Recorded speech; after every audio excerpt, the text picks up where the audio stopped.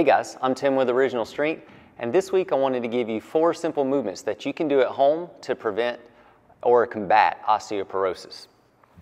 One of the best things you can do to prevent bone loss is to use your skeleton. And the way you use your skeleton is that you load it. You do work, or you move, or you challenge your body in relationship to gravity. So the first movement that we're going to do is just simply rocking back and forth. And this movement is great because we're loading the arms, and on a day-to-day basis, the arms typically don't necessarily get loaded. Like especially if you're an office worker or you just don't do a lot of exercise. So this is super simple to do, and because I'm using my skeleton right now, right? So my arms are there, there's a load, my torso is loading up, compressing the bone, and that's using the bone, and that tells the brain, I want to keep the bone, I need it. The other thing I'm doing here that is so super wonderful is that I'm activating or stimulating my vestibular system by walking back and forth. And when you stimulate your vestibular system, you're giving information to your brain that your body is moving through gravity. So your vestibular system works on, well, it needs gravity to function properly. And when it's getting stimulated, the brain can feel the movements of the cilia inside your vestibular system, and it knows that there's stimulation happening against gravity.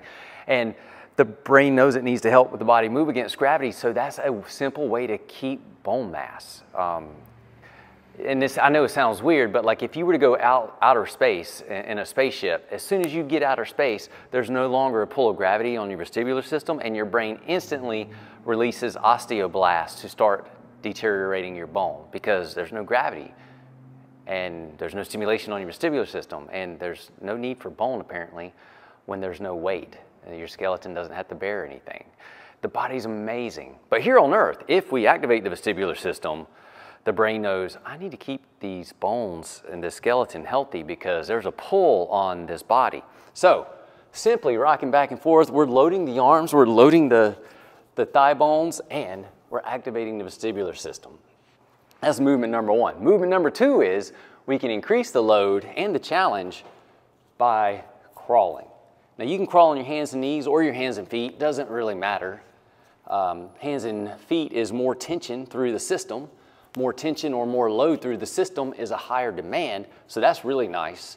The other thing we're doing though is every time the hand touches the ground and the foot touches the ground, we're creating these little mini shock waves up through the bones. And that again is a load, it's a stressor. And so just by doing that, we're increasing the load or the stress or the need for bigger, thicker, stronger, healthier bones. And the body responds by keeping the bones or building them up. Again, it's such an amazing design. Now, another thing we can do is just really challenge the body in relationship to gravity and activate or stimulate the vestibular system by getting up and down from the floor. So, simple practice or training your way or yourself to getting up and down. I'm activating my vestibular system at all these different angles. I can really make it a challenge and try to really activate my vestibular system. But look, I'm providing load up through the bones. I'm stimulating my vestibular system. I'm challenging my skeleton by putting load on it. So look, I'm loading my legs, I'm loading my arms, I'm loading everything in between, and that is a great way. Well, this does so much for you, so much more than just strengthening your bones. It just makes you healthier. All right, but that's movement number 3. Movement number 4 is we're gonna walk while we carry something. And there's so many different ways to carry a weight or load. But the wonderful thing about it is though, now I'm loading my spine. So all those other things we didn't really put load on the spine as much, but this does. And the cool thing about suitcase carriers or one-sided carries is that I'm loading, compressing this side of the spine, and I'm challenging the tensile strength of this side of the spine because my body is trying to keep me upright. So I'm a little bit of compression on this side, a little bit of tensile strength on this side.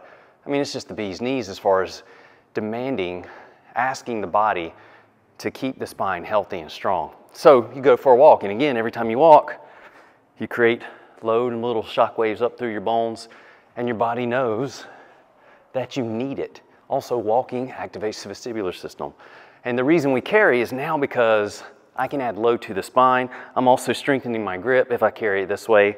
I'm also challenging the tensile strength of my arm. So many good things happen here. So those are the 4 movements. Oh, the weight you should carry. Honestly, maybe 30% of your ideal body weight is plenty. You don't need to carry a lot. It doesn't have to be super heavy. And again, 30% of your ideal body weight. So anyway, those 4 movements, rocking, crawling, getting up and down, and one-sided carries are 4 fantastic ways that you can do to combat osteoporosis. Give those a shot. Let me know what you think. I'm Tim with Original Strength, and we'll see you next time. To learn more, consider attending an Original Strength certification.